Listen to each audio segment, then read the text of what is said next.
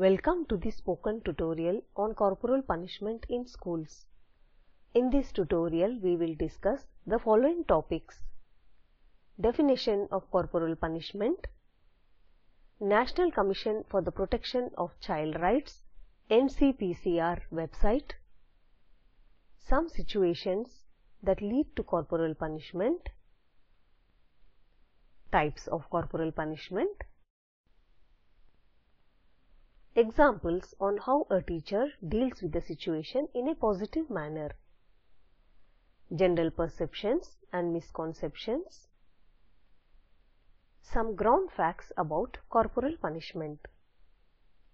The content for this tutorial is taken from the document Guidelines for Eliminating Corporal Punishment in Schools.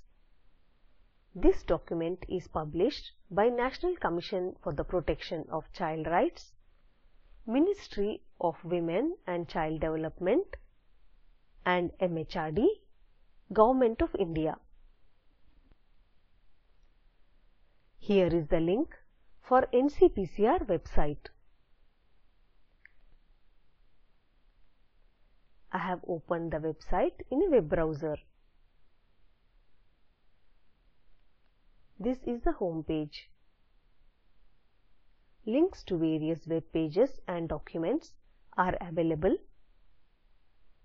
in the navigation section on the left panel. Scroll down. Click on the Guidelines link. Click on Archives link on the top right corner. Guidelines archived page opens. Click on the link Guidelines for Eliminating Corporal Punishment in Schools. The document opens in a new window. The document is divided into various sections and subsections. Scroll down the page. Here is the section on definition of corporal punishment. Currently, there is no statutory definition of corporal punishment of children in Indian law. Definition of corporal punishment can at best only be indicative. Please read this section carefully. According to RTE Act 2009, corporal punishment could be classified as physical punishment, mental harassment, and discrimination. Scroll down the page. The United Nations Committee on the Rights of the Child defines corporal punishment as follows: any punishment in which physical force is used and intended to cause some degree of pain or discomfort, however light. Please read this section to understand the definition of corporal punishment. Scroll down the page to RTE Act 2009. RTE Act prohibits physical punishment and mental harassment under Section 17(1) and makes it a punishable offence under Section 17(2). Please download the document and read all the sections of this document carefully. To download the document, click on the download icon on the top right corner of the page. A dialog box opens which prompts you to save the file. Click on OK button. The file downloads to the Downloads folder. Let us begin with some common incidents observed in schools. Here is a situation. It is lunchtime. Children are playing in the playground. In the corner of the ground, Anil, Vani and Vivek are sitting very gloomy. They seem to be very depressed.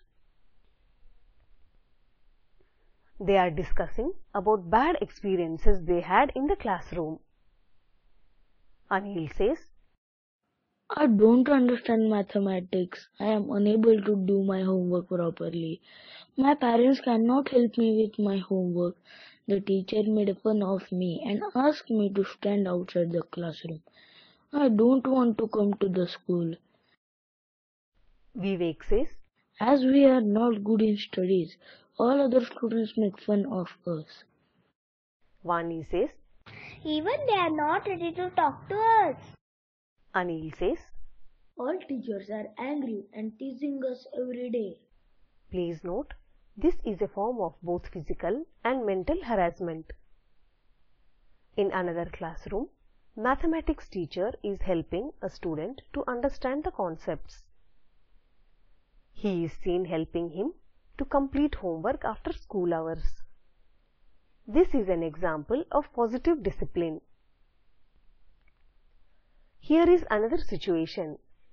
Ramu is a naughty boy. He always troubles other students. He hits other students while the teacher is taking the class. The teacher twisted his ears and asked him to stand in a corner of the class. As shown here in the guidelines, the punishment given to Ramu is a violation of rule. In another classroom, the teacher has given the responsibility to the naughty student. She asked him to collect the notebooks from other students and arrange them in order. This way, the child develops a sense of responsibility and behaves maturely in the class. This is an example of positive discipline. One more situation here.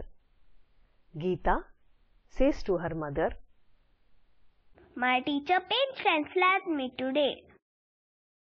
I didn't wear the proper uniform today. I don't want to go to school anymore. Instead of punishing Geeta, the teacher could have made a note in her school diary. She could have also called the parent and explained the importance of coming to school in neat and proper uniform. Corporal punishment leads to adverse physical, psychological, and educational outcomes. Its impact is long-lasting.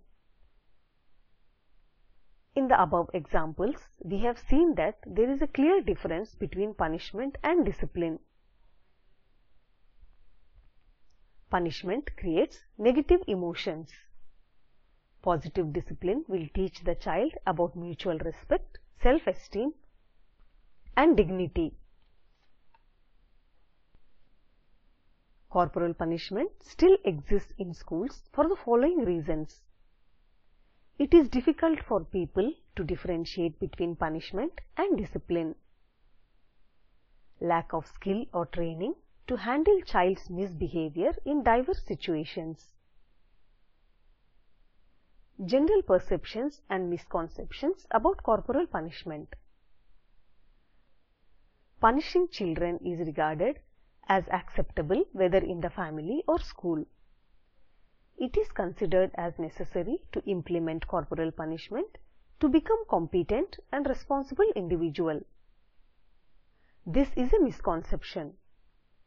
It is widely used by the teachers and parents regardless of its ineffectiveness. Some ground facts about corporal punishment. No human being likes being hurt physically or emotionally. No child is admitted to a school to deserve corporal punishment. It is natural for children to have different behavioral patterns. Corporal punishment is a violation of a child's space and rights. According to United Nations Convention on the Rights of the Child, UNCRC, the child is defined as a person in the age group of 0 to 18 years. Note for teachers. Your occupation can't be an excuse for violating the law. Legal consequences can be quite severe. Corporal punishment leads to violations of sections of IPC, RTE Act 2009 and UNCRC. We will learn more about corporal punishment in the upcoming tutorials. In this tutorial, we have discussed about definition of corporal punishment, NCPCR website, some situations that lead to corporal punishment, types of corporal punishment, examples on how a teacher deals with a situation in a positive manner, general perceptions and misconceptions, some ground facts about corporal punishment. Watch the video available at the following link. It summarizes the spoken tutorial project. If you do not have good bandwidth, you can download and watch it. Do you have questions in this spoken tutorial? Please visit this site. Choose the minute and second where you have the question. Explain your question briefly. Someone from our team will answer them. Spoken Tutorial project is funded by MHRD, Government of India. This tutorial is contributed by Snehalata Kaliyappan, VG Nair and Saurabh Gadgil from IIT Bombay. This tutorial is reviewed by Dr. Bindu Lakshmi Pattadat from Tata Institute of Social Sciences, Mumbai. Thank you for joining.